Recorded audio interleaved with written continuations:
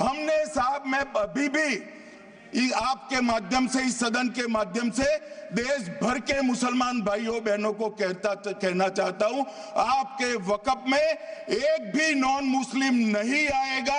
ये एक्ट में ऐसा कोई प्रावधान नहीं। मगर जो वक्फ बोर्ड है और वक्फ परिषद है, उसका काम क्या है? वक्फ की संपत्तियां मान्यवर बेच खाने वाले लोगों को पकड़कर इसके बाहर निकालने का। वक्फ के नाम पर औने पौने दाम में संपत्तियों को 100 साल तक किराए पे देने वाले लोगों को पकड़ना है। वक्फ का जो पैसा होता है, इनकम जो गिरती जा रही है, जिसके माध्यम से माइनॉरिटी का विकास करना है, माइनॉरिटी को आगे बढ़ाना है, इस्लाम धर्म की सारी धार्मिक संस्थाओं को पुख्ता करना है। ये पैसा जो चोरी होता है ना, उसको पकड़ने का काम वक्फ बोर्ड वक्फ परिषद कर रहे हैं। और मान्यवर, वो चाहते हैं कि इनके राज में जो मिलीभगत चली वो चलती रहे। ये नहीं चलेगी, ये नहीं चलेगी। और मान्यवर, मैं आज आपको बताना चाहता हूं क्या स्थिति हुई है।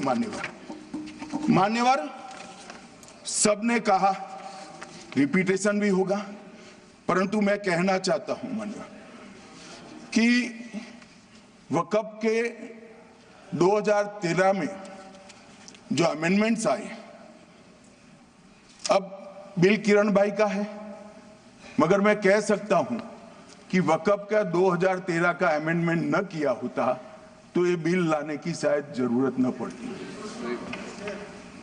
सब कुछ अच्छा चलता था। 14 में चुनाव आने वाला था, 13 में रातों रात तुष्टीकरण करने के लिए वक्फ कानून को एक्सट्रीम बना दिया गया। और मान्यवर, इसके कारण क्या हुआ? इसके कारण दिल्ली लुटियन की 123 वीवीआईपी संपत्ति कांग्रेस सरकार ने जब चुनाव मुहाने पर थे, 25 दिन दूर था, वक्फ को देने का काम कर दिया।